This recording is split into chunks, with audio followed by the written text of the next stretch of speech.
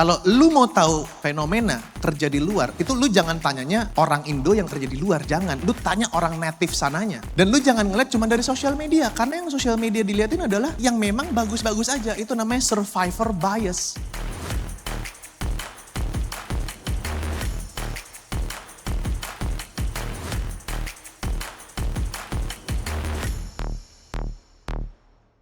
Kenapa lebih keren Gen Z daripada millennials? Lebih banyak duit Gen Z atau millennials? Siapa Gen Z yang banyak duit? Oke, kalian Gen Z merasa keren, lebih keren daripada millennials, tapi kalian nggak tahu lebih kerennya di mana. Nah, millennials itu hidupnya lebih enak. Betul ya para millennials ya? Hah? Betul ya? Nggak banyak tekanan sosial media dulu kita itu. Kita masih main bola. Ada yang ngalamin main bola pakai gawangnya sendal nggak? Ada laki-laki, oh sedikit ya. Gen Z gawangnya pakai apa ya? Langsung udah ada langsung futsal ya Gen Z ya? Oh nggak pernah kakinya ketusuk putri malu, nggak pernah ya? Pernah, yang pernah siapa kakinya ketusuk putri malu gara-gara main bola? Oh sedikit ya, oke. Generasi Gen Z tuh pinter-pinter, betul? Tuh, pinter. Oke, kalian sini mau ngapain? Mau ngapain kalian kesini? Seminar, emang seminarnya tentang apa? Oke, kalau nggak tahu gue kasih tahu. Seminar teman-teman tentang cari uang. Siapa yang suka uang? Angkat tangan. Angkat tangan. Siapa yang suka uang? Angkat tangan. Oke. Suka uang ya. Siapa lu yang pengen punya uang seberapa banyak? 1 miliar. Yang pengen punya 100 juta siapa? 100 juta. Yang 100 juta aja udah happy. Oh 100 juta sudah happy. Oke. 1 miliar sudah happy.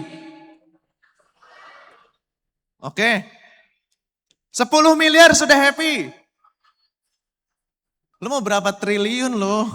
Pengen penghasilannya sebesar APBN gitu ya, kayak gak habis-habis gitu ya. Oke, slide gue udah siap belum bang?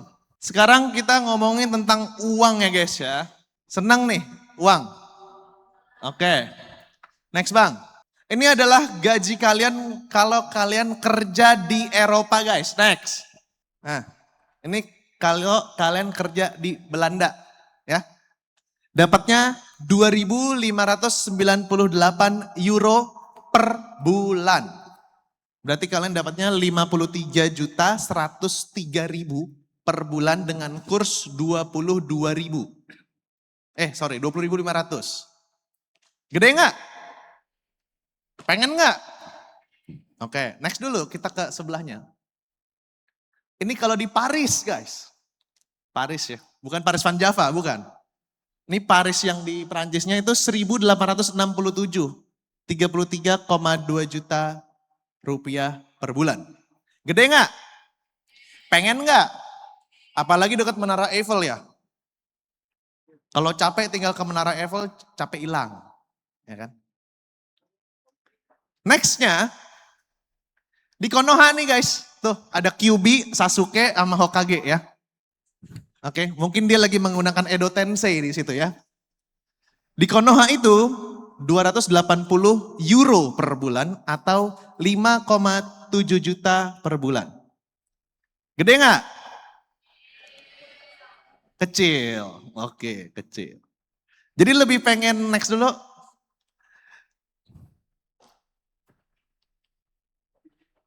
Next bang. Siapa yang mau di Eropa? Angkat tangan. Kerja di Eropa.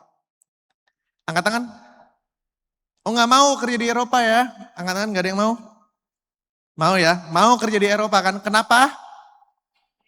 Gajinya gede. Oke ya, gajinya gede ya. Puluhan juta per bulan ya kan? Teman-teman kalau misalnya gajinya puluhan juta per bulan nih teman-teman ya. Tadi 50 juta kan ya. Kira-kira teman-teman kepikiran mau beli barang bagus apa? Coba angkat tangan satu. Apa? Beli emas, bagus. Bagus, bagus. Lu lebih konsumtif dikit dong. Ya kan? Jangan investasi mulu. Beli apa? Ayo. Punya gaji 50 juta per bulan. Beli apa? Angkat tangan. Apa bang? Bikin kontrakan. Oke siap. Lu Gen Z ya boomers. Oke siapa lagi yang cewek-cewek nih? Biasanya kan cewek-cewek suka belanja nih. Punya gaji 50 juta sebulan. Beli apa? Apa? Foya-foyanya ngapain? Foya-foyanya ngapain? Beli apa? Beli apa? Tas Chanel, siap. Mau Chanel Boy gitu ya. Atau Chanel klasik. Oke, ada lagi? iPhone 18 nggak mau, kan mau keluar nih. Beli nggak iPhone 18? Beli ya iPhone 18 ya. Oke, kenapa? Karena teman-teman mikir bahwa dengan gaji besar tersebut, lebihnya banyak, betul nggak? Jadi teman-teman bisa beli barang-barang yang teman-teman mau. Nonton bioskop nggak nunggu hari Senin. Ya. Setiap nonton bioskop premier, kalau bisa semuanya disikat tuh premier kosong. Teman-teman nonton sendiri. Ya, nonton Odyssey gitu misalnya. Tapi pertanyaannya, next bang.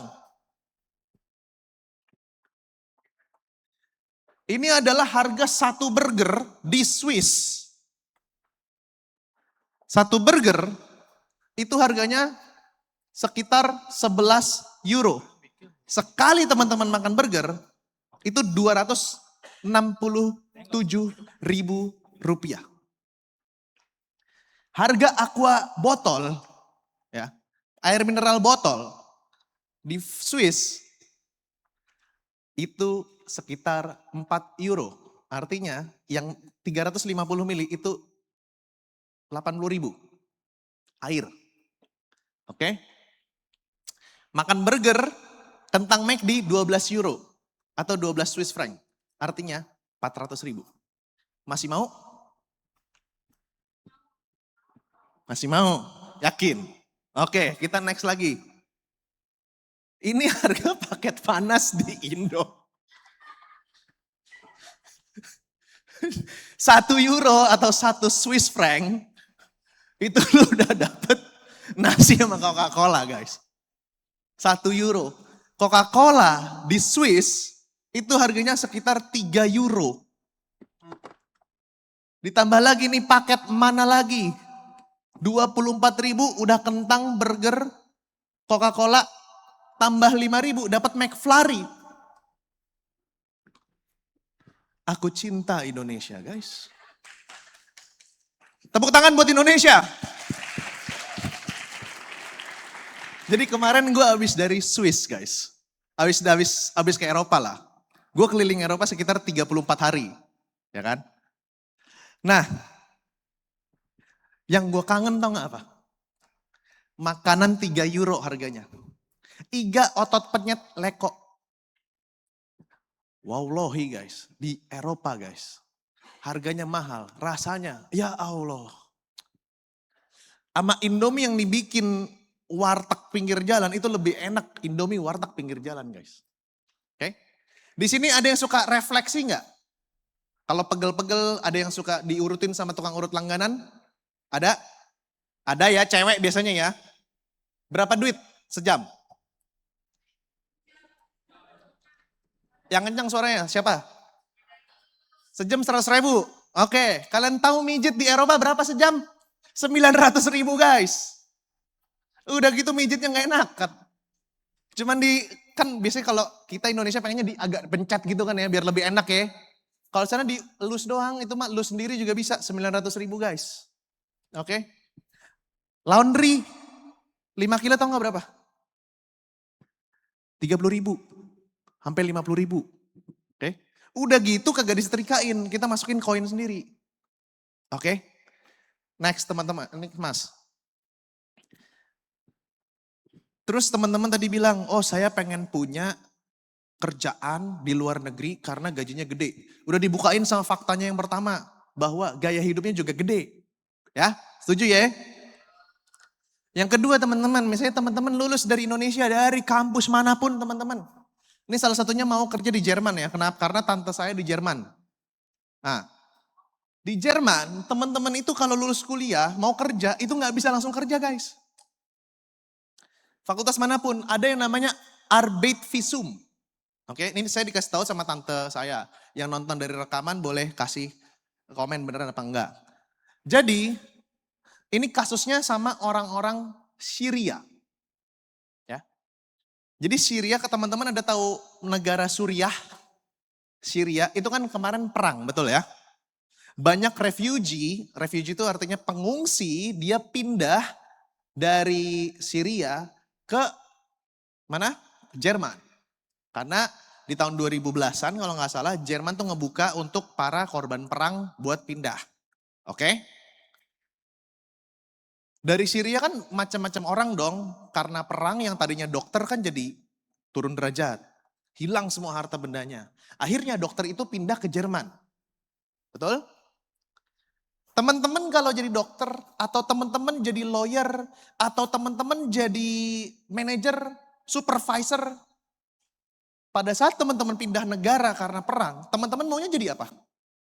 Jadi profesi sebelum yang sebelumnya teman-teman lakukan, betul nggak?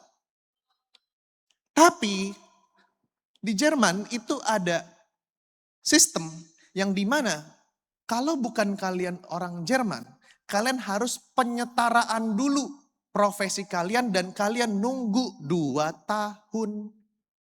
Alhasil banyak orang-orang dari Syria yang tadinya dokter atau pekerjaan-pekerjaan bagus, tahu gak jadi apa? Waiters. Ya kan? Pegawai, bukan merendahkan waiters ya.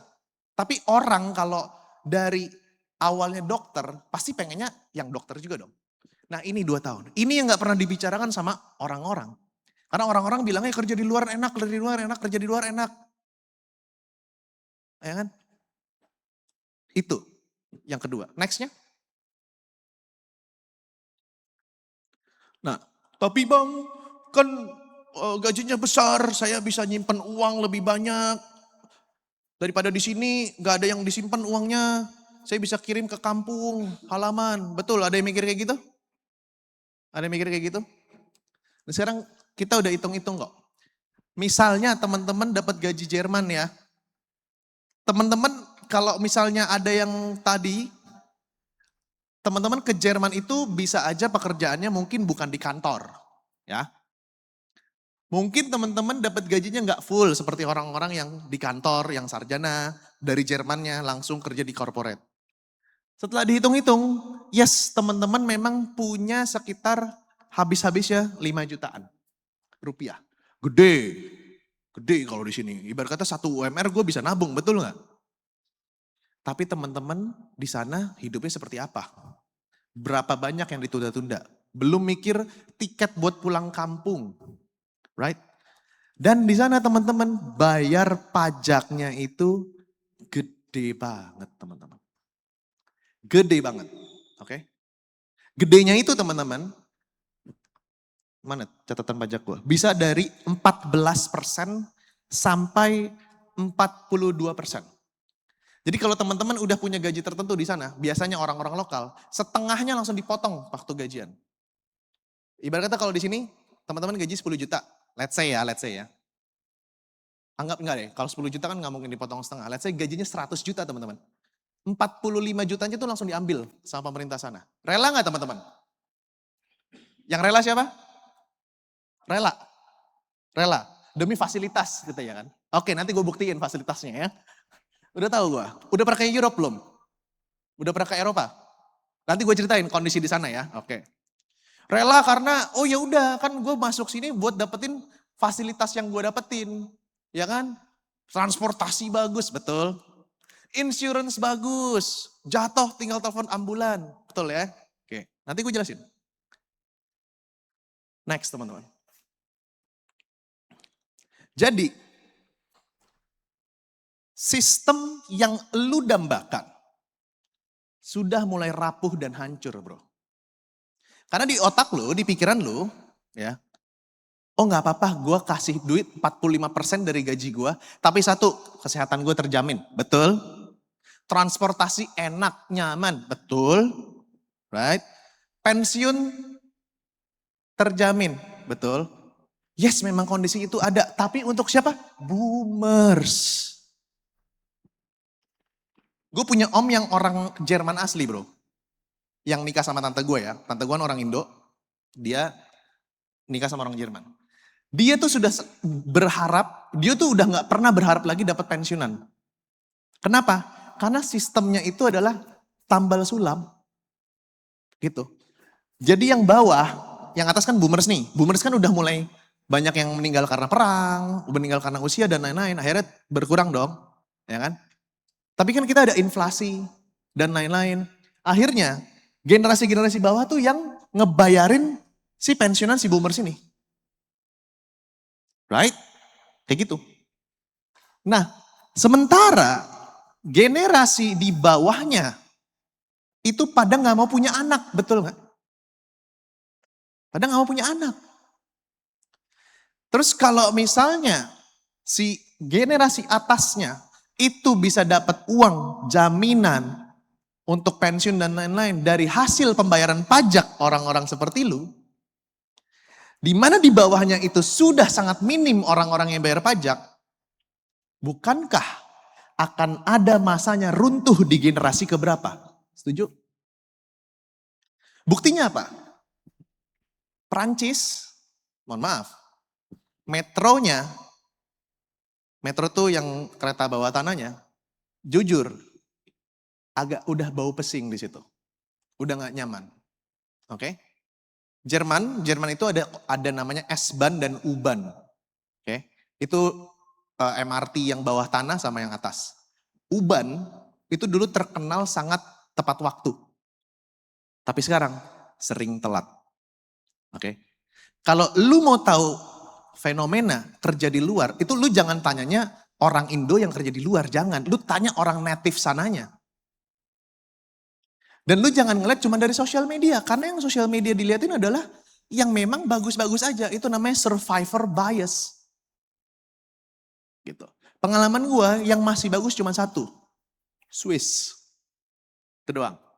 Semua transportasinya bagus, tapi yang Uni Eropa lain ya, itu udah mulai orang-orangnya pada stres. Dan trust me, orang-orang sana juga udah merasa seperti ini. Ini udah mulai mau hancur sistemnya. Dan satu lagi teman-teman, waktu perang Syria, banyak refugee yang pindah ke sana. Ya, pengungsi yang pindah ke sana, akhirnya disubsidi sama pemerintahnya. Tanpa mereka harus bekerja serius. Oke? Jadi dapat subsidi untuk mereka hidup. Bayangin, yang bayar pajak generasi selanjutnya berkurang karena orang-orang pada nggak mau punya anak. Dua, kondisi ekonomi dan inflasi. Sama ketiga, uang yang tadinya dikumpulin sama pemerintah untuk ngebantu orang-orang yang di atas sistem yang ini buat pensiun, harus diambil sedikit untuk menolong refugee-nya. Oke? Bukannya salah nolong refugee, bagus karena kan war. Cuman kenyataan sistem ininya yang akan bisa collapse. So, pikir-pikir lagi. Thank you, gua Ogut muda cuma sekali.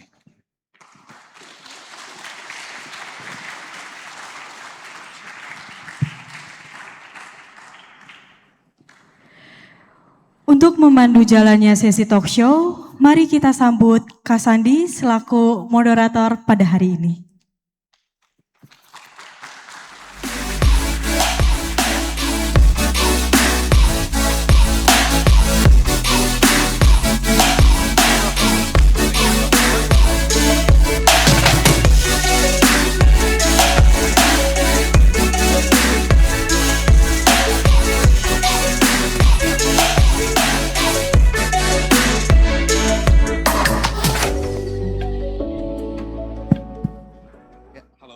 Halo Bro Sandi.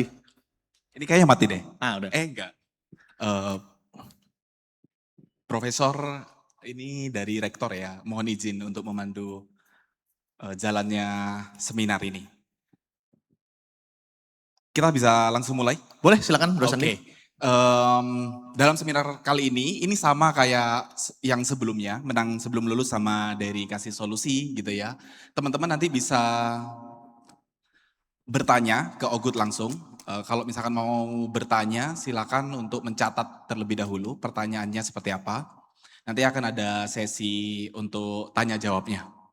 Nah, tapi sebelum ke sesi itu, kita juga akan ada sesi untuk diskusi, gitu ya. Diskusinya ini kita sudah rangkum dari sisi tim kita, tim research kita, dan juga dari teman-teman pengajar ya, dari dosen. Nah, jadi pertanyaannya itu juga ada dari sisi akademis ya, gitu. Aku langsung aja Bro Good. Silakan Bang Sandi. Let's go. Jadi kan aku lihat di lo punya IG, kemarin lo kan memang dari Eropa ya? Iya, Lama kan di Eropa, lo lebih dari sebulan ya?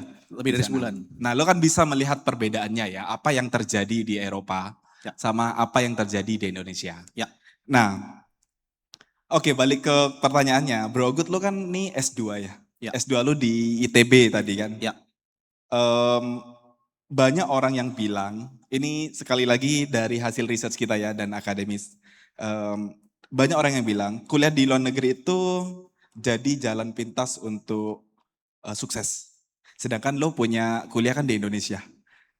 Lo setuju apa enggak dengan pendapat ini? Oke. Kalau ditanya setuju, nggak bisa 100% setuju ya. Karena kan gue juga punya banyak teman-teman yang kuliah di luar ya.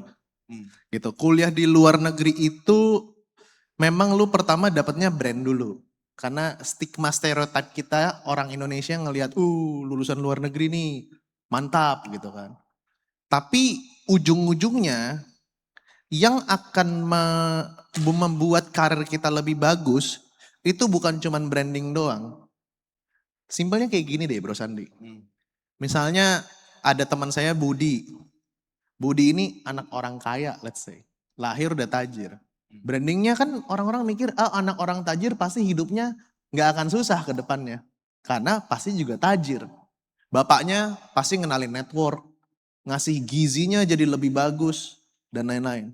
Tapi pertanyaannya seberapa banyak anak orang kaya yang ujung-ujungnya ngedelusuk apa jatuh kan? Jatuh. Iya. Oke. Jadi tidak cuma di branding doang, tapi balik lagi ke bagaimana si anaknya ini terbentuk.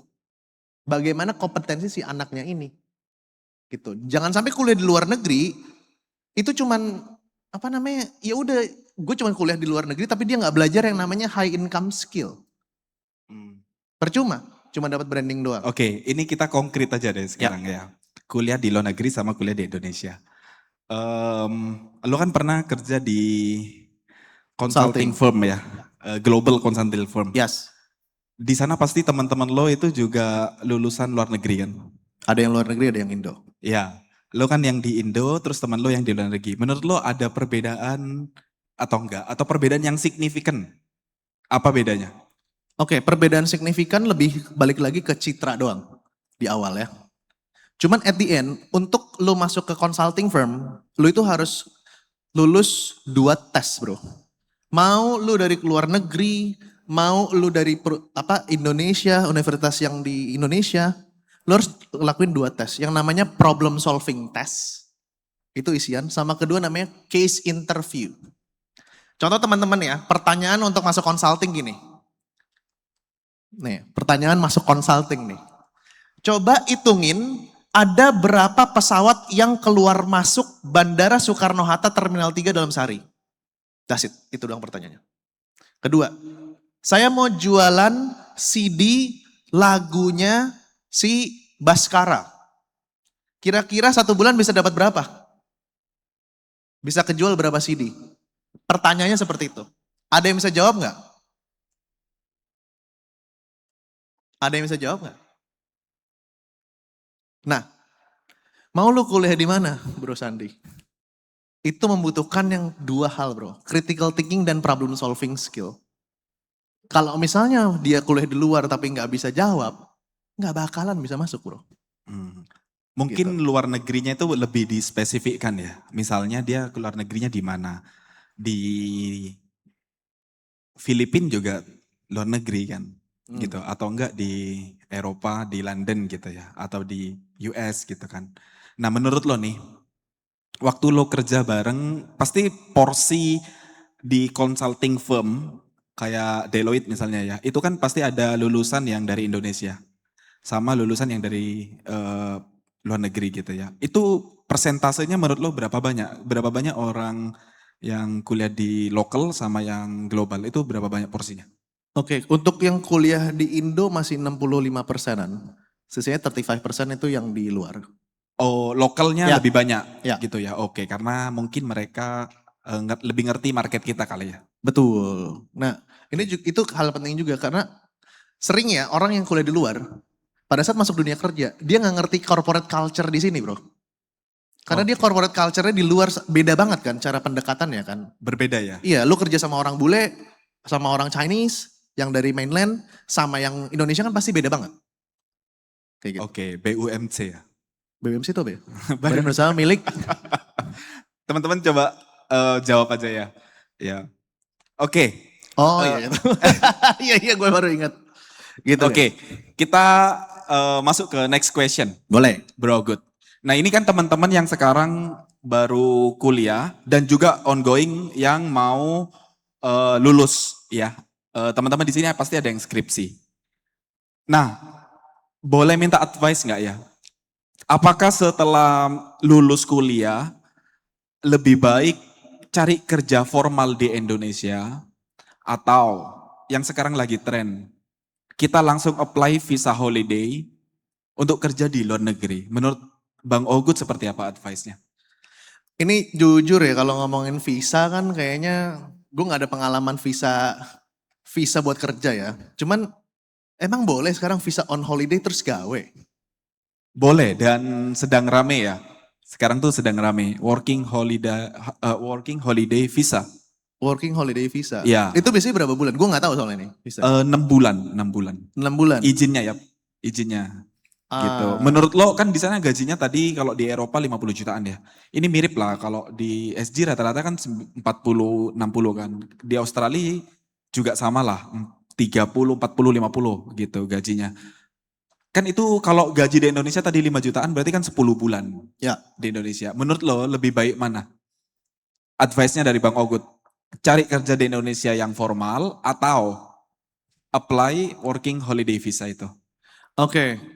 Ini sebenarnya kayak nanya ayam sama telur. Bagus duluan telur apa ayam ya? Gitu loh. Kalau menurut gue kayaknya pasti banyak sekali orang-orang yang mau masuk ke si working holiday visa tersebut ya. Pasti saingan akan jauh lebih banyak, bro. Dan pertanyaan selanjutnya adalah pekerjaannya apa? Apakah sesuai dengan bidang yang memang dipelajarin dari awal? Kalau seandainya berbeda bidangnya bro, terus nanti dia harus ulang lagi di Indonesia, ya kan? Dan setelah 6 bulan itu lu harus balik lagi dan kita nggak pernah tahu loh. Itu kan rada gambling sebenarnya. Kita keluar, terus abis itu kita nggak tahu nanti biaya hidup di sana gimana dan lain-lain belum dihitung. Pas pulang ujung-ujungnya ya udah cuman lu bekerja, uang yang nggak dapet, terus ujung-ujungnya juga pekerjaan yang lu lakukan di luar itu dengan visa tersebut tidak align sama karir path lu, percuma bro. Gitu. Jadi kalau misalnya ditanya mending ngambil yang di Indonesia apa yang di luar negeri, gue nggak bisa kasih spesifik advice karena kan gue nggak tahu kondisi lu seperti apa, kondisi di luar kerjanya seperti apa. Tapi lu harus pikirin benar-benar matang-matang. Oke. Gitu. Nah biasanya akan jawabnya seperti ini. Tapi Bang, kan aku kerja di luar negeri, dapat tabungan misalnya 100 juta. Terus pulang ke Indonesia, aku bisa usaha. Daripada kerja di Indonesia formal, nabungnya dikit, nggak bisa usaha. Menurut Bang Ogut seperti apa perspektifnya? Gue tapi bang lagi. Tapi bang, kamu kan terinspirasi sama orang-orang yang made it. Yang made it itu artinya yang sukses, yang cerita ke sana, yang nggak dikasih tahu di belakangnya itu seperti apa. Let's say ada orang yang bisa dapetin uang pada saat pulang di Indonesia tiba-tiba gede, ya kan? Kalian nggak tanya, lu makan apa sehari-hari? Apa harga yang harus dibayar untuk dapetin itu semua? Nah pertanyaannya, dia bisa, orang-orang mikir, oh gue juga bisa dong. Pertanyaan selanjutnya adalah 2. Oke mungkin lu bisa, tapi pertanyaannya lu cocok nggak? Dan kedua, lu siap nggak mentalnya? Nah ini namanya survivor bias bro Sandi. Orang itu terinspirasi sama orang yang benar-benar jadi aja gitu. Ya. Sekarang contoh, Bill Gates bisa sukses. Ya kan? Saya juga pasti bisa. Orang sama-sama manusia makan nasi. It's bos, lu kan nggak tahu di belakangnya Bill Gates dulu bapaknya tuh ada unsur apa. Ya kan? Dia kan kalau nggak salah Bill Gates dari kecil aja udah pegang komputer. Dan saat itu komputer tuh privilege. Nah lu nggak tahu hal-hal yang seperti ininya. Jadi bukannya boleh, bukannya tidak. Gue tapi bang lagi, tapi bang lu kan baru lihat kulitnya doang yang di sosial media. Lu kan butuh berpikir lagi, lihat lagi. Jangan-jangan ada something yang nggak cocok sama gua. Gitu. Oke. Terima kasih untuk pencerahannya, Bang Siap. Ugut. Semoga teman-teman juga bisa mengambil ya. Yang sekarang lagi tren itu tentang working holiday Ya. visa itu ya. Oke, ini lanjut ke pertanyaan populer berikutnya. Tentang ranking 3 hal yang harus orang Indonesia punya. Buat disebut layak kuliah di luar negeri itu kan mesti ada otak, uang, dan juga mental gitu ya. Nah, kalau cuman punya satu dari 3 tadi, uang, otak, dan mental, menurut Bang Ogut mana yang lebih penting? Oke, ini disclaimer ya, gue gak pernah kuliah di luar negeri ya. Oke. Ini menurut gue aja ya.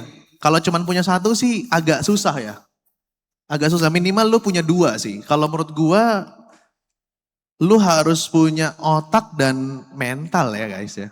Karena logikanya gini, kalian kalau mau kuliah di luar negeri kan pasti maunya kampus yang bagus, betul nggak? Betul nggak teman-teman? Ya kan? Kenapa? Karena pulang, weh, kampusnya bagus nih, ya kan?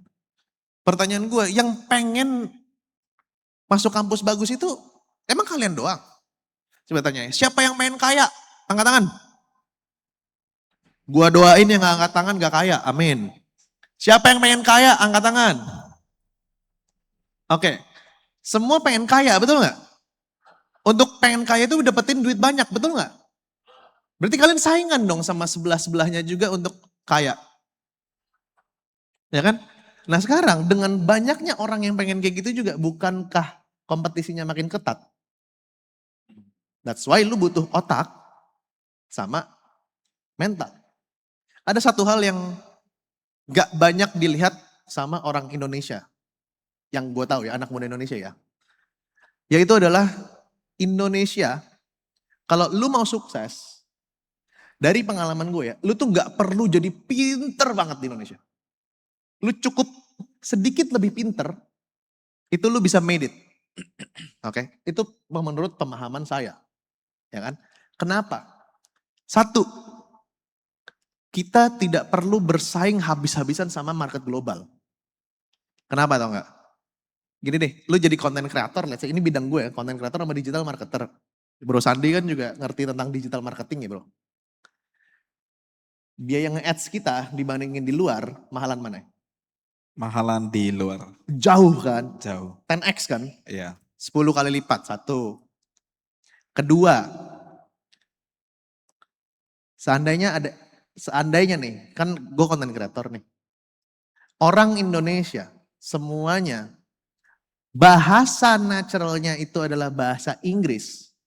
Gampang nggak kreator-kreator lain yang lebih jago daripada gua, orang lain itu membanjiri sosial media kita dan kita kalah saing. I see. Berarti dalam kata lain, kalau misalkan bangsa kita itu pakai bahasa Inggris, apakah Bang Ogut tidak akan menjadi Ogut yang saat ini? Pasti tidak. Kalau ada orang luar yang bisa bikin kayak gitu juga.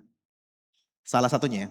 Oke. Nah, jadi kita tuh populasinya besar dan kita punya yang namanya language barrier yang dimana orang itu susah untuk masuk ke dalam negeri kita. Ya, susah masuk dalam negeri kita. Teman-teman kalau misalnya mau grow di Indonesia, saingan teman-teman mayoritas adalah orang Indonesia juga. Kalau teman-teman ke luar negeri, saingan teman-teman the whole world bro. Semua dunianya bro. Sekarang Bro Sandi punya agency. Bro Sandi saingan sama yang luar. Lebih berat gak? Paham. Satu dunia bro. Oke. Berarti kalau misalkan ya logika yang tadi, working holiday visa, di Indonesia aja dia itu terkapar, kalah gitu ya. Lalu dia ke luar negeri dengan harapan bekerja, berarti pekerjaan yang dia inginkan tidak sama dong dengan realita yang dia kerjakan. Bisa jadi bro. Gue gak punya pengalaman yang working holiday ya. Tapi dari obrolan kita, lu tahu gak sih penemuan terbesar bangsa ini apa? Apa? Bahasa Indonesia. Karena dengan bahasa Indonesia, gue bisa bikin konten dari orang Aceh, orang Nusa Tenggara, orang Manado, itu ngerti apa yang gue omongin. Itu adalah penemuan terhebat bangsa ini, yaitu bahasa Indonesia. Tepuk tangan buat bahasa Indonesia. Gitu bro.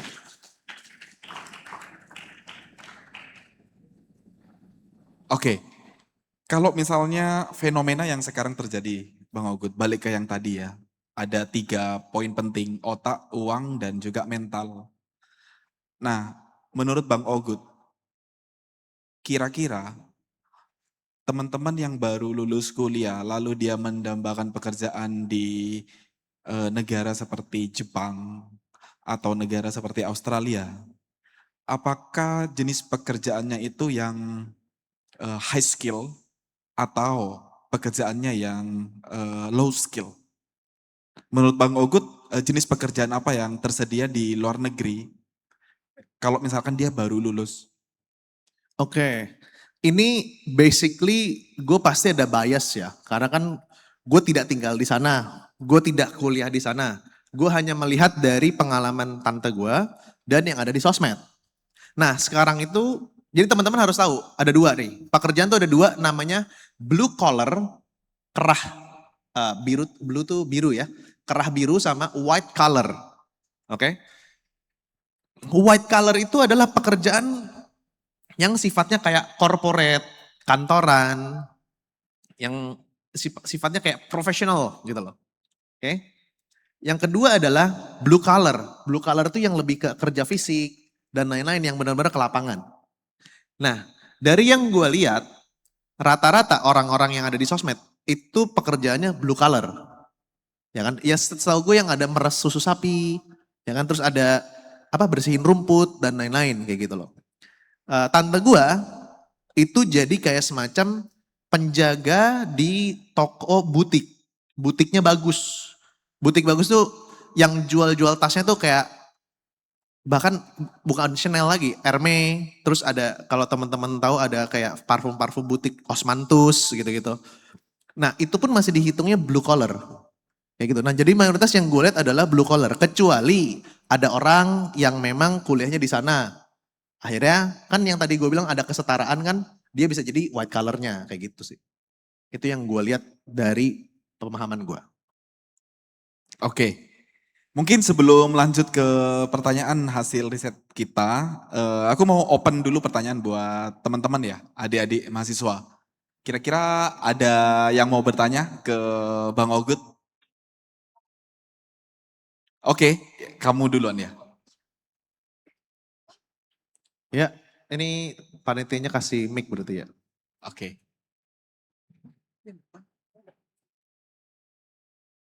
Terima kasih.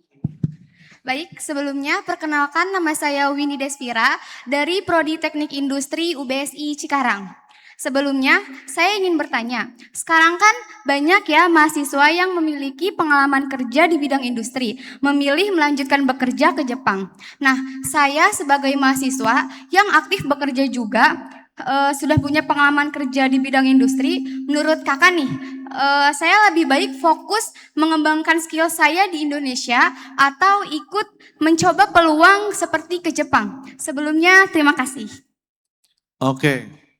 Jujur saya nggak punya jawabannya ya, karena saya nggak tahu orang kerja di Jepang tuh seperti apa sejujurnya ya kan. Boleh jelasin nggak plus minusnya kerja di Indonesia sama di Jepang kayak gimana? Kan kamu yang tahu industrinya. Saya konten kreator kan, di dunia digital kan. Jadi saya nggak ngerti orang bekerja di bidang industri seperti apa gitu. Maaf saya nggak tahu semuanya ya, bukan nggak menerima wahyu soalnya untuk mengetahui semuanya. Coba. Yang saya ketahui sih ya, selain gajinya mungkin yang lebih bagus di Jepang dibandingkan di Indonesia. Mungkin di Jepang itu secara skill, karena kan saya mengarah ke industrinya ya Pak, seperti pabrik seperti itu. Dia itu lebih disiplin mungkin, terus secara skill lebih tertata, lebih bagus. Sedangkan kalau di Indonesia banyak industri-industri yang diiming-imingi industri Jepang, namun pekerjanya itu seperti Cina gitu Pak, kayak tidak sesuai dengan apa yang pemerintah sudah diberikan gitu peraturannya. Jadi saya bingung antara saya lanjut ke Jepang untuk mengembangkan skill saya atau saya lebih milih untuk stay di Indonesia seperti itu. Nggak sesuainya gimana? Perusahaan Chinese Iya, sama kan perusahaan Jepang, kalau Chinese Cina nggak itu, sesuai, maksudnya gimana? kalau Cina itu lebih ke apa ya, kayak kerja rodi lah ibaratnya kayak gitu Pak. Sedangkan kalau Jepang tuh dia lebih kayak lebih agak nyantai seperti itu. Oh, jadi kamu maunya agak nyantai. Enggak juga. Oh, jadi gimana tuh? Jadi gimana? Secara skill sih kalau Jepang kan dia secara perlahan gitu ngajarinnya kayak step by step. Sedangkan kalau Cina tuh kita langsung diterjunin langsung seperti itu. Langsung diterjunin langsung ya? Iya, kita suruh belajar sendiri. Suruh belajar sendiri ya? Iya. Oh, kayaknya setahu saya kalau orang kerja tuh nggak kayak kuliah lagi ya. Nggak langsung, ini kamu nanti begini, ini kamu nanti begini, kamu nanti begini. Enggak sih. Cuman kan tetap aja ada SKK 3-nya, ada peraturan yang harus kita ikuti gitu. Terkadang ada beberapa perusahaan yang memang kita suruh cari tahu sendiri, kayak gitu Kak. Iya, makanya saya bingung. Kalau pengalaman saya kerja sih dulu disuruh cari tahu sendiri ya. Oh iya iya. Jadi kan logikanya gini kakak. Kakak kan kerja itu untuk mempermudah ownernya ngasilin uang, betul nggak kak? Ya kan? Iya. Kalau harus ngerjain lagi, apa bedanya sama kuliah? Nah, gini kak, ini maaf ya, saya nggak tahu yang industrinya yang di China sama yang di Jepang ya. Iya. Cuman kalau pengalaman saya, kan bapak saya tuh kerja di perusahaan Jepang juga. Kalau misalnya ditanya perusahaan Jepang nyantai apa enggak juga loh, disiplin juga loh. Ya kan, tetap aja disiplin juga ya. Nah, berarti kan cuman perbedaan culture tuh kak, ya. Betul. Nah, saya nggak ngerti culture-nya si perusahaan Jepang sama China tuh seperti apa. Cuman kalau misalnya kakak pakai alasannya adalah nanti pada saat kerja cuman ditelantarin aja suruh cari duit suruh cari sendiri, nggak ada training sama sekali. Kadang gini kak, pikiran orang tuh disuruh training tuh maksudnya bener-bener disuapin kayak oke, ini botol taruh kanan ya, habis gitu kalian tuk-tuk, habis itu kalian gini, habis itu kalian kayak gini gitu loh. Nah, sepengalaman saya kerja ya, saya nggak diajarin seperti itu ya. Jadi bukan kayak apa namanya, bener-bener didikte sama disuapin kayak gitu. Itu pengalaman saya. Karena bos saya pernah bilang, saya kan dulu pernah kerja kan lu gue bayar buat mempermudah gue, tapi kok gue harus ngajarin lagi sampai detail sih? Itu yang dulu bos saya bilang gitu loh. Ya. Itu kak jawaban saya. Saya nggak tahu ininya kayak yang Jepang sama China itu seperti apa. Jadi saya cuma bisa jawabnya sampai situ sih. Nggak, mau lanjutin lagi nggak apa-apa kak? Ya, jadi menurut kakak saya lebih baik melanjutkan skill saya di Indonesia atau melanjutkan ke Jepang? Nggak tahu kak, harus tanya sama orang yang pernah kerja di Jepang atau yang ada di industri kakak. Kalau kakak mau jadi konten kreator, saya suruhnya di Indonesia. Kalau sama konten kreator berarti lebih baik di Indonesia ya? Kalau apa? Kalau sekalian jadi konten kreator? Iya kak, karena kakak kalau misalnya konten bahasa Inggris saingannya orang-orang bule. Oh, saya juga nggak bisa. Iya makanya di sini kan, itu dia balik lagi, language barrier kan? Oh, iya, iya. Language barrier. Di Indonesia, kalau kakak mau konten kreator, Indonesia sih kak. Oke kak, terima kasih. Sama-sama. Maaf ya kak, aku nggak tahu semua jawaban misteri di dunia ini kak. Mohon maaf Iya, ya. nggak apa-apa kak. Baik, terima kasih adik. Mungkin ada dari teman-teman yang lain? Yang cowok dulu deh. Habis ini kamu ya. Tes. Jangan susah-susah Assalamualaikum. nanyanya ya. Assalamualaikum warahmatullahi wabarakatuh. Selamat sore. Waalaikumsalam warahmatullahi wabarakatuh. Perkenalkan saya Ahmad Eka Ramadan dari Program Studi Ilmu Komunikasi Universitas Bina Sarana Informatika Cutmutia Bekasi. Saya ingin bertanya Bang, mungkin dari secara pandangan Abang aja kali ya, berkasus dari teman saya. Jadi ceritanya pada intinya teman saya itu kan udah mau lulus SMA nih Bang, dan dia ingin niatnya itu mau lanjut ke kuliah, tetapi faktanya dia itu memiliki ekonomi yang masih pas-pasan. Nah, dia memiliki dua pilihan pada saat itu. Menurut Abang, dia lebih pilih untuk lanjut kuliah atau langsung aja nih kerja di luar negeri. Secara yang saya tangkap dari pernyataan Abang pada slide sebelumnya itu kan kerja di luar negeri itu kan enak, gajinya gede dan kemungkinan besar bisa berprofesi sebagai TKI atau pabrik buruh di sana. Ketika gajinya itu sudah mumpuni atau sudah cukup, dia bisa balik ke Indonesia itu dengan modal yang sudah ada atau yang sudah besar. Jadi dia bisa untuk melanjutkan kuliah. Kalau menurut pandangan Abang seperti apa? Terima kasih. Ekonominya separah apa dulu coba? Ah, Ayo, kadang-kadang kalau saya dibandingin sama yang punya Sinarmas, ekonomi saya parah. Yang sama konglomerat ekonomi saya parah. Nah, separah apa dulu? Sepengetahuan saya aja ya Bang ya. Kalau teman saya itu orang tuanya itu sebagai buruh pabrik juga dan kalau ibunya itu sebagai apa ya? Apa itu Kang apa sih yang mesin jahit itu loh apa sih ya? Lupa deh. Yang di pabrik itu. Iya konveksi. Konveksi. Iya. Kayak gitu Bang. Orang tuanya yang saya tahu. Oke. Kayak gitu. Terus pertanyaannya, mendingan kuliah apa langsung Mendingan kerja? mana lanjut kuliah atau lulus SMK itu langsung kerja di luar negeri? Oke. Menurut Berarti, pandangannya lo? berarti orang tuanya punya pekerjaan. Betul. Kuliah bisa? Apa Eh, maksain nggak? Maksudnya kayak kalau lu kuliah kelaparan nggak? Enggak, kalau menurut saya sih enggak juga sih. Dia bisa memilih untuk hal yang lain dulu untuk sebelum lanjut ke kuliah. Kalau menurut saya kayak gitu sih. Berarti tidak ada urgensi untuk cari uang karena orang tuanya pun bekerja. Apa gimana? Mungkin dalam berpikirannya dia karena mungkin ekonominya itu masih yang terbilang untuk pas-pasan dan masih valid lah istilahnya. Jadi dia berpikir untuk mungkin gua tidak lanjutin kuliah dulu langsung kerja kali ya di luar negeri. Tapi Oke. mungkin dia masih bimbang aja sih Bang. Berarti ini Karena kan, kan dia masih lulus SMA juga ya kayak gitu. oke, berarti ini kan banyak mungkin ya. Berarti kondisinya ini lu nggak tahu persis ya. Iya betul. Oke, gue bikin sebuah asumsi.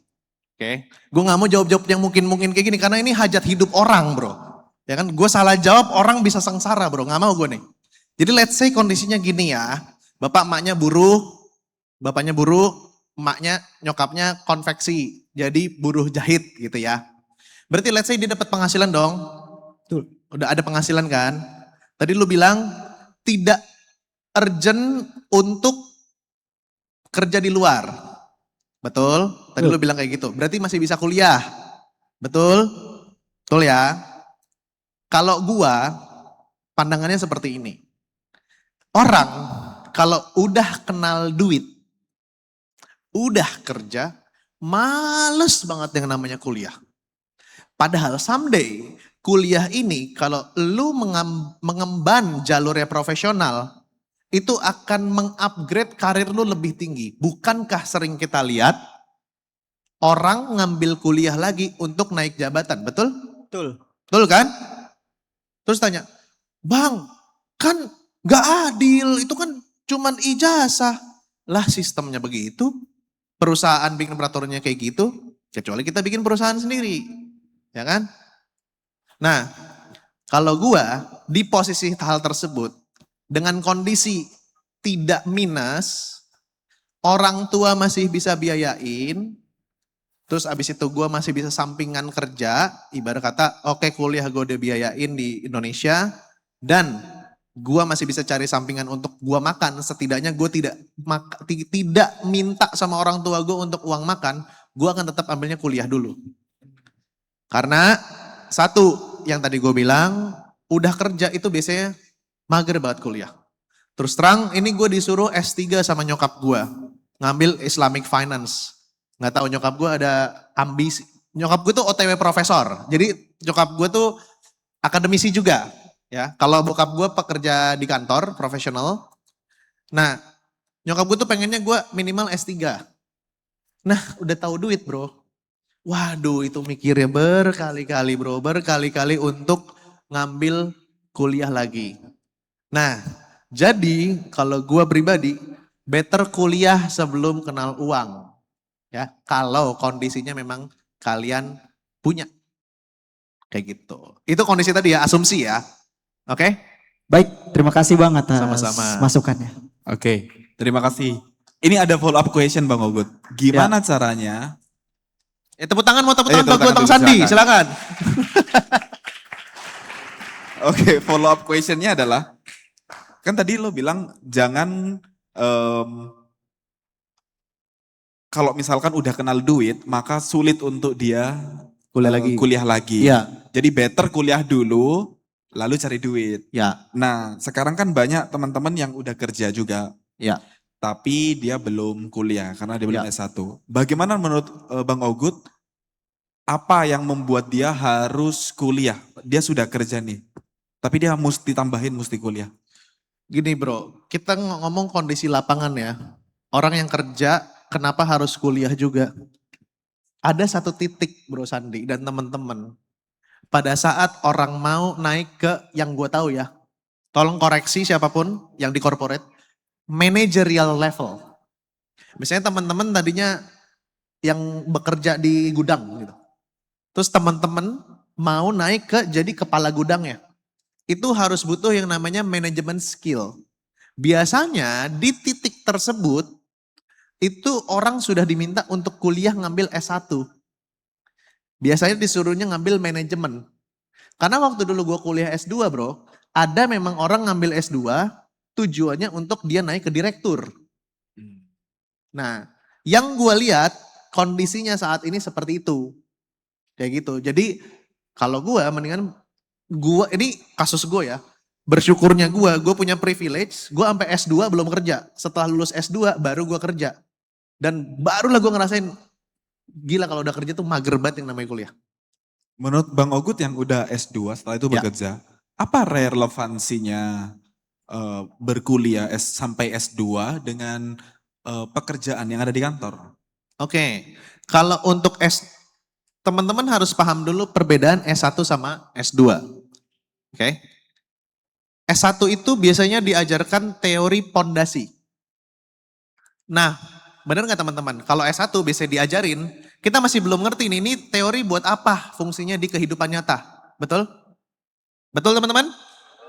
Kita tahu sebuah konsep yang misalnya desain industri, kita ngomongin tentang operation management, bikin apa namanya, ngitung lead time dan lain-lain kayak gitu.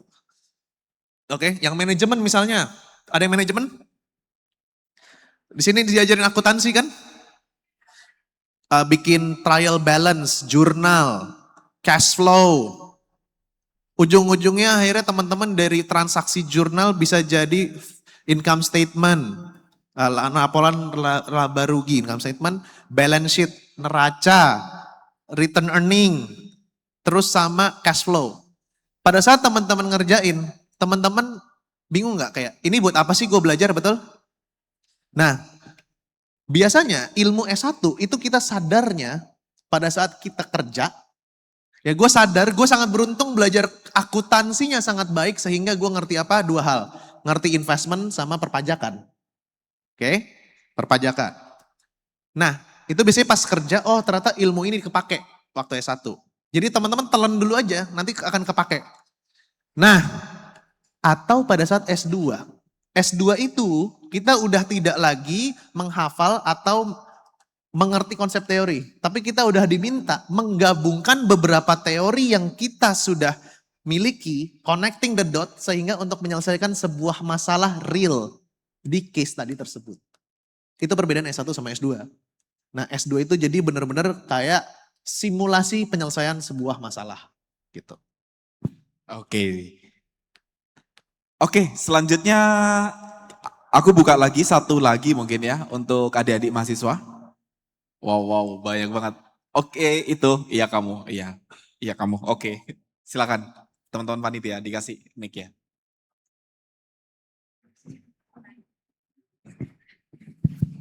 Assalamualaikum warahmatullahi wabarakatuh. Waalaikumsalam warahmatullahi wabarakatuh. Sebelumnya perkenalkan Bang, nama saya Ciputra Surya Pratama dari Prodi Sistem Informasi BSI Cikarang. Saya ingin bertanya, bagaimana cara Bang Ogut tuh membuat konten dari cara riset-riset kontennya sampai tahu ini kontennya tuh bakalan rame. Oke, sama kayak mau cari pacar bro. Gimana gue bisa bikin konten sehingga konten ini bisa perform ya? Jawabannya kita harus audience centric gitu. Punya pacar? Pernah pacaran? Atau ta'aruf aja nanti? Oke, terserah ya. Tapi kalau saya pernah pacaran, ya kan? Kita harus menghilangkan kayak, oh gua maunya kayak gini. Gitu. Hilangin setengah. Jadi bro harus gabungkan antara yang bro suka, bro kuasai, antara dua ya. Boleh yang bro kuasai dan bro suka. Kalau saya lebih sukanya yang gua kuasain sama yang marketnya ada. Gitu. Sekarang gini, bro siapa tadi namanya? Ciputra. Bro Ciputra ya, yang punya Surabaya ya. Ciputra ya. Bro Ciputra, banyak klasternya di Bintaro ya. Ciputra. Bro Ciputra, sukanya apa? Apa yang bro setiap hari tuh cari tahu? Tentang kesehatan bang. Kesehatan. Apa, lebih ke kebugaran, bikin bentuk badan, atau lebih ke makanan sehat, diet, dan lain-lain? Bentuk badan bang. Bentuk badan, oke. Bro olahraganya apa? Kalistenik? Nge-gym bang. Nge-gym, oke. Kalau misalnya gua bikin kontennya mukbang, makanan-makanan yang let's say kayak Tan Boy Kun gitu. Bro nonton nggak? Nonton. Nonton. Kalau misalnya gua bahasnya tentang gimana caranya investasi saham, apakah bro tonton? Nonton bang. Karena bidang abang ekonomi sama S2-nya juga nyambung. Oke, berarti kan ada persinggungannya kan ya. Nah sekarang kalau misalnya ngomonginnya wibu, nonton nggak? Enggak. Karena lu bukan wibu. Oke, itu salah satu contohnya. Apa implikasinya dari yang gue tanya tadi? Manusia, Bro Ciputra, itu punya beberapa interest, kan? Ketertarikan. Contoh gue suka gym juga bro. Gue kalistenik, ya kan? Gue suka bentuk badan, gue suka mempertahankan badan, gue suka lari, gue suka berenang. Ya kan? Tapi selain kesehatan, Bro Ciputra suka tentang ekonomi, suka tentang investasi. Ya kan? Mungkin Bro Sandi sukanya yang lain. Bro Sandi mungkin suka mobil, suka jam tangan. Nah, jadi dengan cara gue adalah, gue tentuin dulu untuk ngonten, gue mau ngomong sama orang seperti apa. Orang seperti Bro Ciputra atau orang seperti Bro Sandi. Kalau orang seperti Bro Ciputra, gue bikin konten, oke guys, ini caranya bikin dada lu itu sebesar Arnold Schwarzenegger. Mungkin lu nonton. Ini cara bikin six pack yang packs ke 6, 5 dan 6 itu kan paling susah tuh, yang bawah. Biar keluar dalam waktu 2 minggu. Lu nonton nggak? Nonton. Tapi mungkin Bro Sandi nggak nonton. Tapi kalau misalnya gue bilang, ini ada mobil yang hemat 1:20 misalnya. Tapi kencengnya seperti BED Seal. Mungkin nonton, kalau suka mobil. Jadi itu yang namanya audience centric. Mulailah bikin konten dari siapa yang antum mau ajak ngomong. Kayak gitu. Gitu sih cara gue bikin konten. Terima kasih bang. Sama-sama. Oke, tepuk tangan buat Bro Ciputra. Ciputra. Bosnya Bintaro ya. Oke, aku lanjut pertanyaan yang tadi ya tentang isu yang lagi populer di dunia akademis. Jadi kita nemu fakta yang bikin kaget kita tentang banyaknya calon mahasiswa yang gagal daftar kuliah bukan karena dia nggak lolos seleksi, tapi dia itu nggak mampu bayar. Nah, karena dia nggak mampu bayar, maka dia coba apply semacam student loan gitu ya. Dan itu pun juga tidak bisa karena waktu dicek BI checkingnya, ternyata orang tuanya itu kena BI checking bro, gitu. Nah menurut Bro Ogut nih ya, ini kan yang isu sebenarnya adalah orang tuanya yang kena pinjol, terjerat pinjol, sehingga anaknya nggak bisa student loan, gitu, sehingga dia nggak bisa sekolah. Padahal dia itu pinter gitu ya. Gue pengen tahu pandangan lo ini, bagaimana caranya ini sebagai eh, teman-teman yang mau kuliah dan sekarang sedang menghadapi masalah seperti ini. Kalau lo jadi mereka, kira-kira apa yang Bro Ogut akan lakukan? Oke, berarti ini mau kuliah. Kuliah. Gue tuh baru tahu loh San, ada namanya student loan. Di Indonesia udah ada. Di Baru tahu Indonesia gua. sudah ada student loan, Gue kira cuman di US sama di Europe doang. Sekarang udah ada ya sudah ada. student loan. Oke. Ternyata yang minjem orang tuanya. Kenapa? Ternyata yang minjem orang tuanya Betul. atas nama anaknya. Yang orang tuanya sudah pinjol udah lama. Hmm, Misalkan dia gagal bayar nih, ya, orang tuanya nggak bisa lagi dong apply student loan ini. ya, Karena anaknya kan satu kakak dengan orang tuanya. ya. Nah kalau Bro Ogut di posisi seperti ini, apa yang Bro Ogut akan lakukan untuk terus bisa kuliah? Ya cari beasiswa. Cari beasiswa. Iya kan, kalau misalnya, kan logika dasarnya nih orang tuanya yang ngutang. Kitanya kena nih, ya kan. Kan kita nggak tahu ya orang tua ngutang apakah urgent atau enggak. Yang paling penting kan harus pinjolnya yang di legal ya. Kan ada pinjol ilegal sama legal. Dipatuhilah tuh pinjolnya dan lain-lain gitu ya. Ya kalau gua yang kena itu kan faktor eksternal gua. Gua nggak tahu tiba-tiba, itu kan berarti dia kondisinya kaget tiba-tiba, oh gua kena BI checking nih. Ya kan? BI gue jelek, BI rate gue jelek kan, credit score gue jelek kan. Kan gue kaget kan. Berarti kan mau nggak mau harus kuliah toh. Iya. Ya cari beasiswa. Karena kan tadi bilangnya pinter. Cari beasiswa, oke. Karena ya basically gue nggak ngelihat opsi lain ya. Itu sih yang gue lihat. Oke. Misal nih, misal ya, Berarti misalnya, Misalnya. misal ya tanda kutip ya. beasiswanya udah nggak ada lagi nih, udah tutup gitu. Cap-nya sudah nggak ada. Biasanya kan beasiswa itu dikasih capping biasanya kan Ya. untuk masuk sebuah universitas gitu ya. Ya, Kalau di BSI kan ada jalur masuknya banyak. Misalnya ada dari prestasi, dari jadi atlet gitu-gitu bisa masuk Ya. kriteria beasiswa. Kalau misalkan beasiswanya sudah tidak ada lagi, Bro Gut, opsi apa lagi kita sebagai anak muda Indonesia yang ingin kuliah? Opsi beasiswa misalnya nggak ada. oke. Iya. Ada opsi gap year kan? Apa? Ada opsi gap year kan? Gap year ya. Bisa kerja dulu. Nanti tahun berarti depannya, kerja dulu berarti ya. tahun depannya ada beasiswa lagi kan? Tiap tahun pasti ada beasiswa kan? Oke. Coba apply aja. Itu sih yang gue bisa lihat cara paling realistiknya. Untuk kalau misalnya memang dia mau kuliah ya. Terus mungkin ada nanya lagi, ya udah nggak usah kuliah aja kan banyak tuh pengusaha nggak kuliah. Gitu. Iya. Ya terserah aja kan, tapi kalau misalnya lu mau jalurnya corporate, kuliah tuh butuhin. Gitu. Dan gua usaha dengan berkuliah, ada yang gue syukurin. Gue bisa berpikir terstruktur dan gue bisa critical thinking. Kenapa? Mungkin teman-teman, kalau yang teman-teman mau usaha kan di BSI ini kan apa namanya cepat kerja sama cepat usaha nih.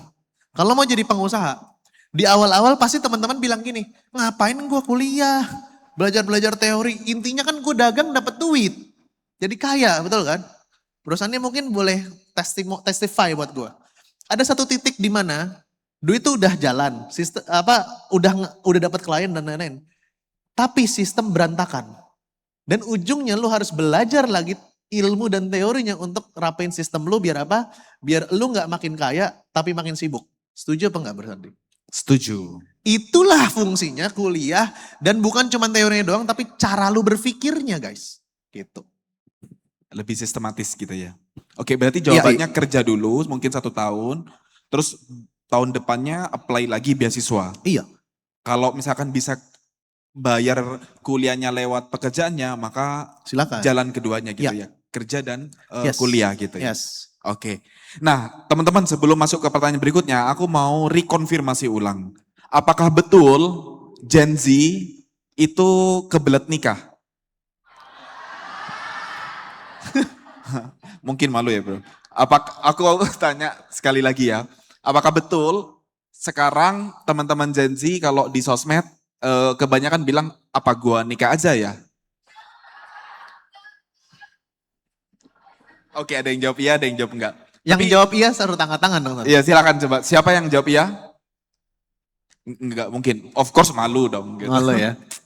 Nah, jadi memang kita melihat fenomena di sosial media ya, bahwa ortunya itu kan kena pinjol, lalu anaknya yang kena, yang aku tadi bilang bahwa anaknya tidak bisa kuliah.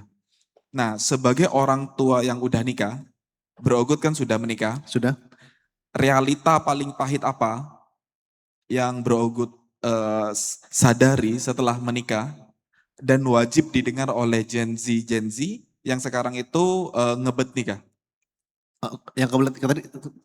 Oke, gue ngomong lebih spesifiknya ke laki-laki. Yang laki-laki siapa angkat tangan? Yang laki-laki. Nih, brother to brother nih ya. Man to man nih bro ya. Di thread rame kan. Man to man ya kan. Woman to woman kayak gitu kan. Kita laki-laki bro, setelah pernikahan kita baru sadar. Hidup kita bukan punya kita bro. Hidup kita adalah tanggung jawab kepada orang tua, mertua, istri, dan anak kita sampai nanti ke cucu kita.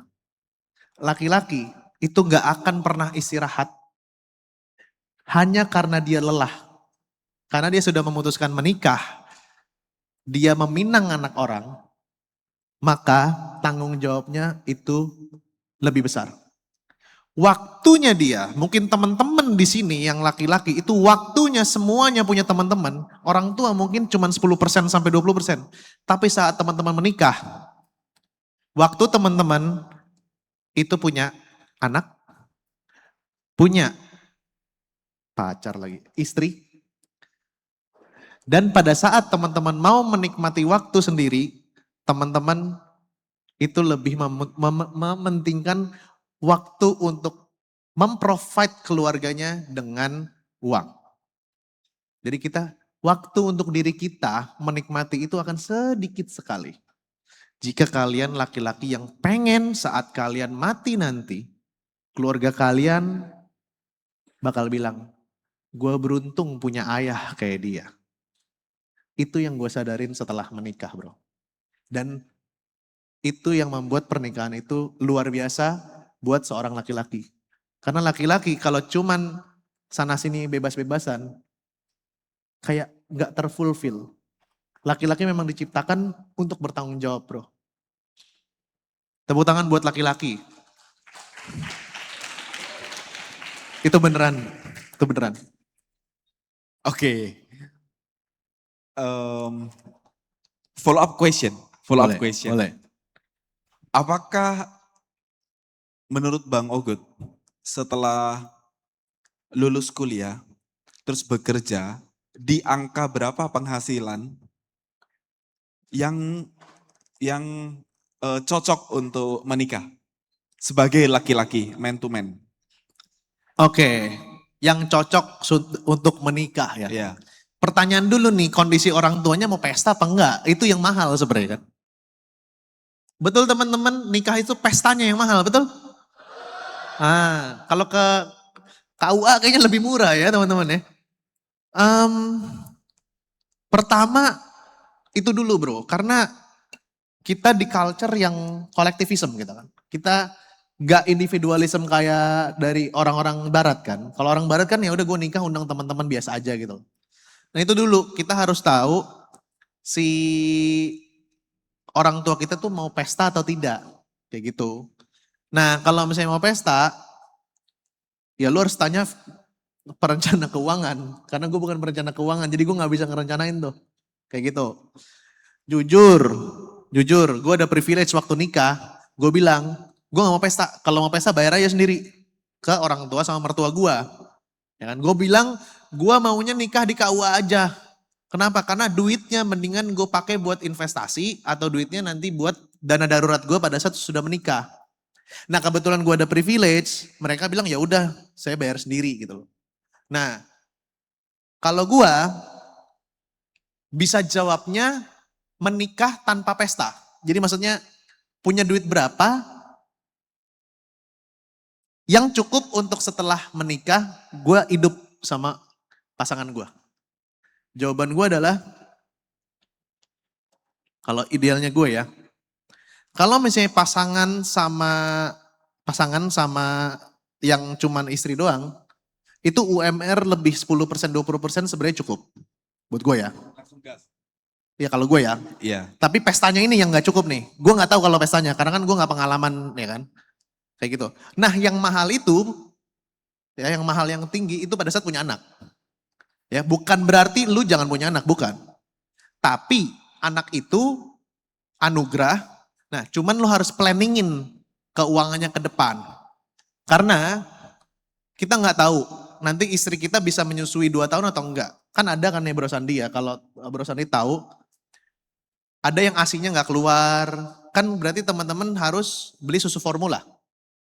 Pampers juga ada, peralatan bayi dan lain-lain. Nah itu teman-teman harus hitung. Oke, itu teman-teman harus hitung. Nah kebetulan gue pribadi, itu gue udah surpass berkali-kali lipat dari UMR, baru gue punya anak. Jadi pengeluaran itunya tuh masih bisa ke cover. Kayak gitu, karena kan gue memang agak lama baru punya anak kan. Gitu sih bro. Kalau exactnya berapa nggak bisa kasih tahu ya. Nggak ngerti juga, harus ke financial planner. Karena kalau ini di klip, terus habis itu di postingnya tanggal berapa, ini udah 2 tahun lagi, minimal penghasilan sekian. Inflasinya udah berapa? Ya kan? Kan pasti beda. Gitu. Oke. Mbaknya mau nanya ya? Silakan teman-teman panitia Silakan, boleh Kak. dikasih. Ini jadi ngobrolin tentang keluarga ini ya. Udah mau nikah kayaknya. Syik. Bukan itu mbaknya. Oh maaf. Iya. Silakan. Ya, selamat sore semuanya. Sore. Terima kasih banyak ya untuk Kak Sandi dan juga Kak Awud. Sebelumnya perkenalkan nama saya Ibu Indri. Saya adalah seorang guru dan juga owner dari Bimbapedia Cikarang Selatan. Dan kebetulan founder dari Bimbapedia juga adalah salah satu dosen di kampus UBSI Tangerang. Oke, untuk Kakak Ogut boleh saya bertanya.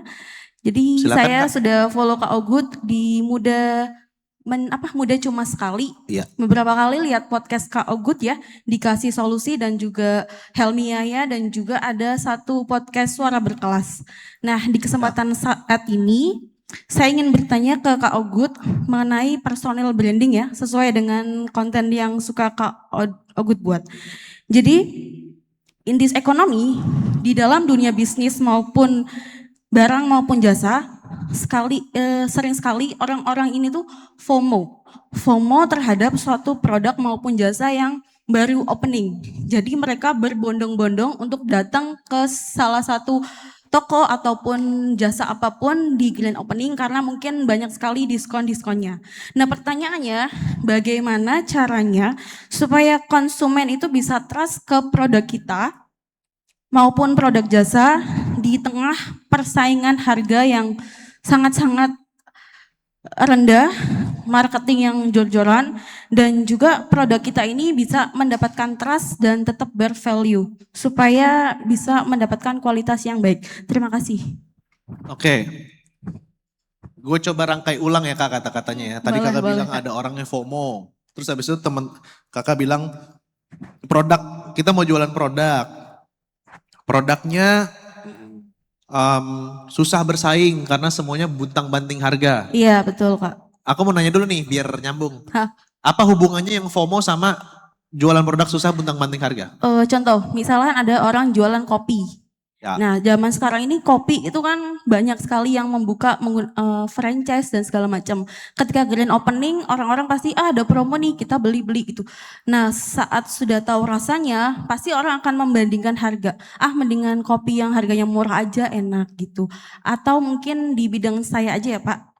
Ya Kak ya, di jasa pendidikan gitu ya. Pasti orang akan mendidikan untuk anak-anak bisa bersekolah, entah itu dari kualitas, harga. Dan itu tuh ya, yang kadang-kadang tuh di dalam persaingan bisnis itu marketingnya itu tuh di bawah standar. Contoh misalkan standarnya itu harganya tuh segini, tapi di produk lain itu bisa untuk kasih harga yang lebih rendah lagi. Di tengah ekonomi Indonesia kan kadang orang tuh ngelihatnya yang penting murah aja lah, Tapi ada juga yang berpikir enggak, kalau kualitasnya bagus, kenapa enggak dengan harga yang mungkin cukup worth it gitu. Oke, berarti kita spesifikinnya ke sini aja ya. Kalau FOMO tadi kayaknya patternnya Iya, nggak iya. terlalu nyambung ya. Iya, iya Pak. Kita lebih spesifikin ke gimana Personal, kakak nggak dibanding-banding harga ya. Betul, betul Oke, Kak. ini aku punya pengalamannya cuma di produk digital ya. Baik Kak. Kalau produk fisik mungkin bisa tanyanya Bang Sandi mungkin yang gue nggak ngerti produk fisik soalnya. Gue cuma bisa produk digital. Nah, kan gue jualnya kelas online konten kreator. Iya Kak. Sekarang kan jadi konten kreator lebih gampang toh. Betul, dibandingin zaman gue 2018. Iya. Followers lebih gampang naik sekarang, apalagi di TikTok. Iya betul. Ya kan? Akhirnya semua orang bikin kelas konten kreator. Mm-mm. Oke. Kondisi lagi indis ekonomi Iya nih. betul. Kan lagi pada nggak beli barang mahal gitu. Yang gue lakukan satu, perkuat personal brand gue. Jadi gue bikin konten, kan biasanya nyari reach dan biar viewsnya gede. Tapi gue sediain satu konten yang menunjukkan seberapa dalamnya pemahaman gue. Sehingga orang ngelihat, oh si Ogut mantep punya nih. Akhirnya orang jadi lebih trust. Sehingga memberikan efek, iya sih kelas itu lebih murah. Kelasnya Ogut lebih mahal. Tapi di kelasnya Ogut gini dan gua sereknya sama Ogut. That's the beauty of personal brand. Sereknya gua sama Ogut. Itu yang pertama. Yang kedua, kakak kalau misalnya di dunia pendidikan, berarti kan kita sama ya. Di dunia pendidikan kita jualan informasi, betul kan? Kak. Kalau misalnya kakak jualan informasinya itu buntang-banting harga, artinya kakak menyasar ke segmen yang menengah ke bawah. Oke, kalau main di menengah ke bawah, cara saya kak adalah saya nggak kasih jasa yang begitu besar, tapi saya buat semacam produk yang harganya luar biasa murah, tapi bisa dijual volumenya banyak. Contoh, kelas saya itu kan pre-record di rekaman, terus abis ini ada komunitasnya, ada live-nya. Saya bikin yang versi sangat murah, yaitu jualan e-book kak, 99.000. Ya, belum setahun udah hampir 1,5 miliar jualannya ya. Jualannya padahal santai, e-book 99.000. Itu kenapa? Karena saya ngeliat ada segmen yang gak bisa beli kelas jutaan, tapi dia mau belajar bikin konten. Ya sudah, saya keluarin yang e-booknya, saya ganti bentuk produknya. Salah satu cara untuk kakak, biar jualan lebih banyak, atau jualan lebih mahal itu, ganti bentuk produknya kak. Kakak jualan apa sekarang? Yang bimbel kah? Atau? Bimba. Bimbel. Jadi yang kita jual jasa, otomatis kita banyak ada beberapa guru. Jadi mungkin yang membedakan itu mungkin di produk atau mungkin program dari Bimbapedia sendiri mungkin ada berbeda dengan Bimba lain. Makanya orang mungkin, oh di sana kualitasnya bagus. Kemudian kita juga banyak berkegiatan juga kak. Kadang kita outing kelas ke beberapa playground gitu. Nah, kalau menurut aku kalau seandainya kakak mendapatkan penurunan sales dari kondisi sekarang nih. Iya betul. Ada satu segmen yang masih punya daya beli kak. Ya, yaitu segmen atas. Segmen kelas atas. Contohnya, kelas saya misalnya ada penurunan. Akhirnya saya babat dengan e-book, jadi agak kedongkrak dong. Nah, tapi consulting saya yang harganya double digit, itu masih ada yang mau kak. Tidak ditawar. Itu orang-orang, kayak contohnya kalau saya. Orang mau jadi konten kreator, ada yang mau belajar sendiri, ada yang mau terima beres. Nah yang terima beres ini punya duit untuk dibayar kayak, bro gue udah gak sempet nonton nih modul sampai 100, 200 video, gak sempet gue gak ada waktunya deh. Udah mending gini, lu sediain gue waktu 2 hari, gue datang ke kantor lu, gue belajar sama lu langsung bedah, spesifik, customize kasus gue yang problem yang gue alamin. Itu disikat kak yang kayak gitu, langsung harganya dinaikin. Misalnya kakak bimbel, cari yang misalnya anak orang kaya nih kak nih. Spesifik masalahnya apa? Kakak bikinin ke dia adalah program. Program misalnya calistung ya. Bisa baca, tulis, hitung, umur 5 tahun bisa ngitung kalkulus. Let's say bisa integral sama determinan gitu ya, umur 4 tahun gitu. Nah kakak bikin seperti itu kak. Dan itu jatuhnya one on one private. Kayak gitu kak. Gitu, jadi kakak mulai sekarang harus berpikir ya. Iya. Kalau bisa, orang kaya, Iya. orang gak ada duit, tua, Mm-mm. muda, boomers, Gen Z. Mm-mm. Itu semua bisa nyetor duit ke kakak. Oke, amin, amin. amin. Rubah-rubah bentuk programnya sesuai dengan Uh-uh. apa yang mereka butuhkan. Oke, baik. Gitu, Terima Kak, caranya. kasih banyak ya Kak Ugut ya. Boleh satu lagi? Boleh kak. Maaf Nggak tahu ya, Kak, bosnya ya. Bang Sandi. Boleh Boleh nggak, nggak Kak? Bang Sandi?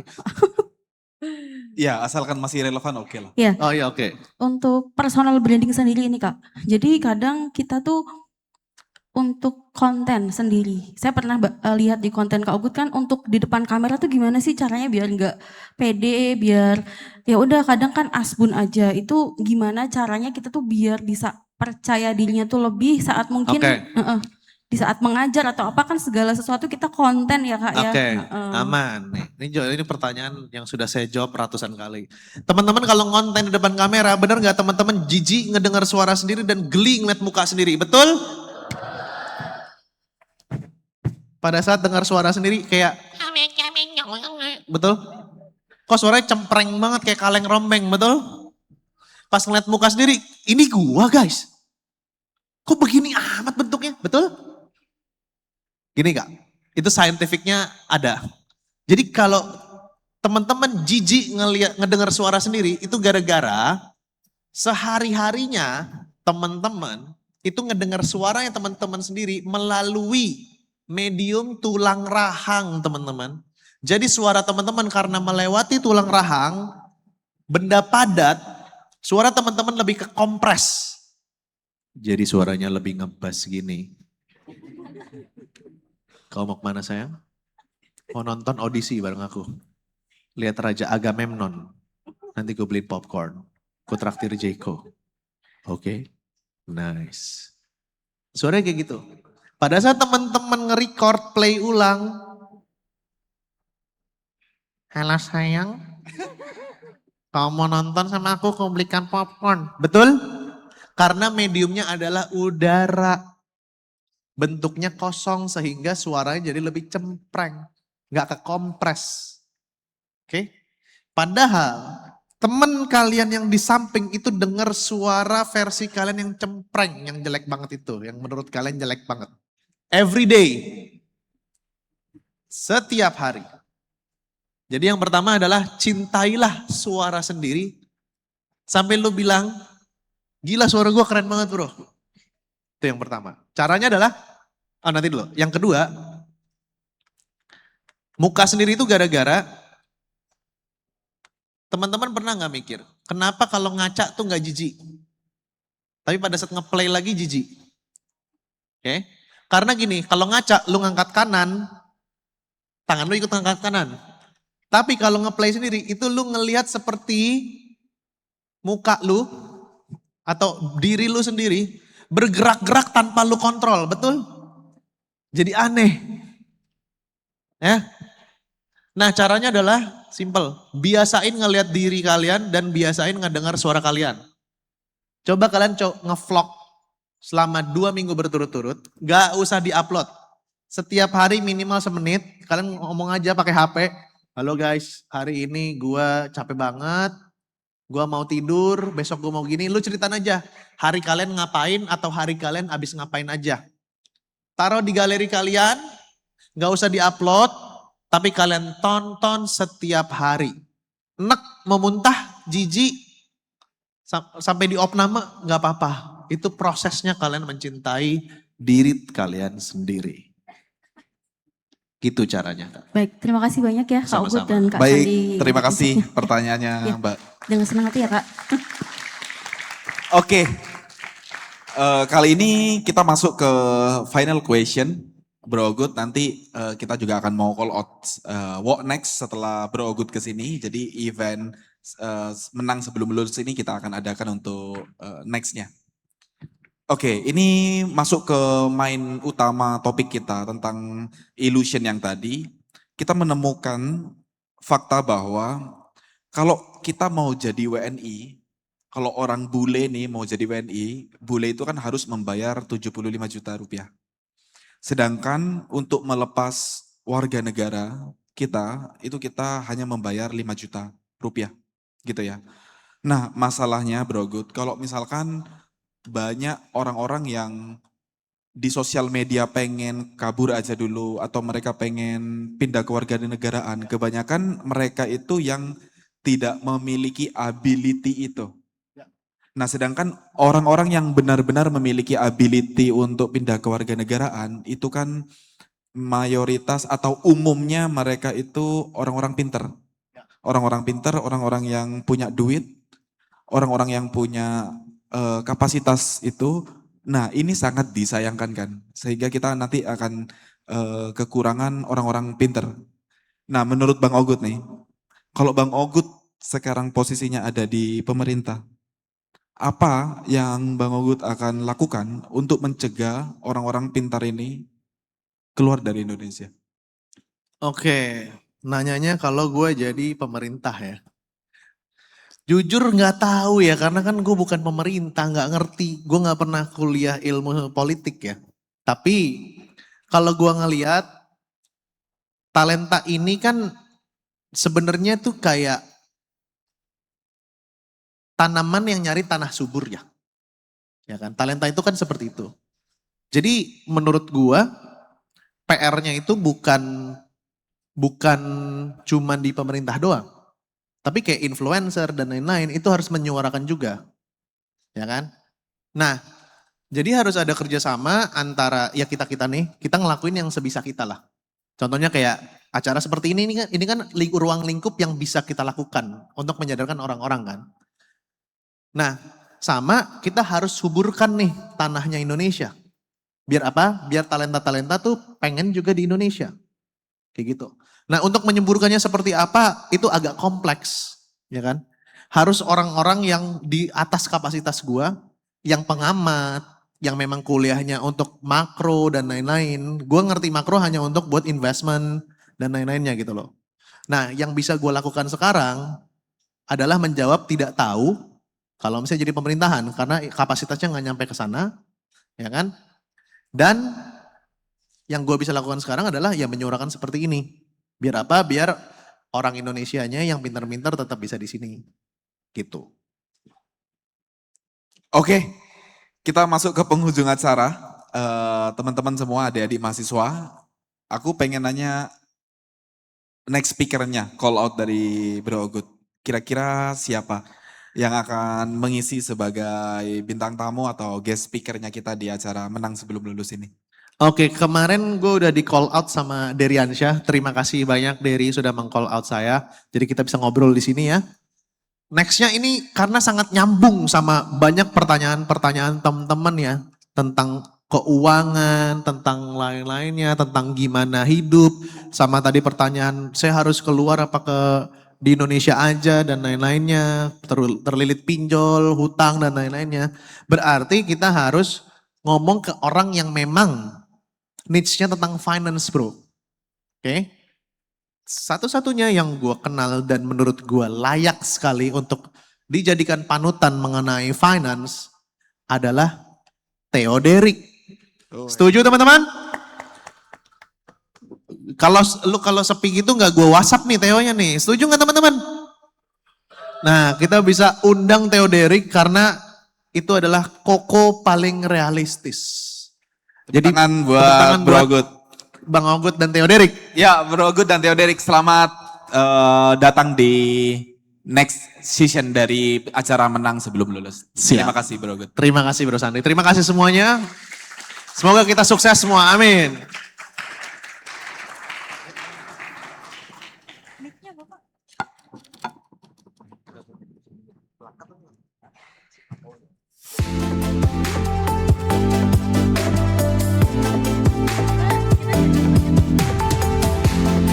Oke, beri tepuk tangan meriah untuk Bang Ogut dan Bang Sandi. Luar biasa. Wah, Materinya sangat amat menarik banget ya, Iya, Kak benar Jordi.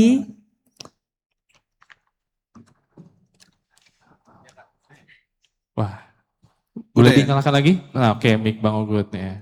Udah berapa jam tadi ya?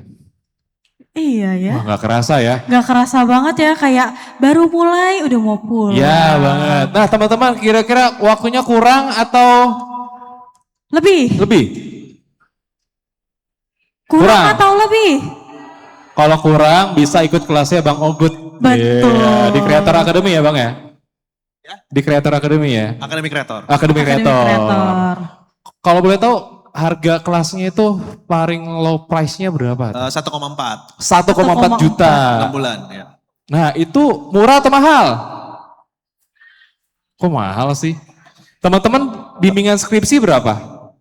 Berapa? Ini Kak Melani baru habis sidang nih. Bimbingan skripsi 1,2. 1,2 nambah 200.000 buat Dapat ilmu ya, Oh, dapat gitu. ilmu yang sangat banget Yes. bermanfaat. Kalau kemahalan beli e-booknya 99.000 tadi. Nah, e-booknya bisa dicek di toko sebelah ya. Bisa. Mungkin nanti ada diskon promo dari UBSI ya Bang Ogut ya. Kalau masukin kode promo UBSI diskon 10% gitu kan, bisa juga ya. Baik, langsung saja selanjutnya ada apa nih Kak Mel? Oke.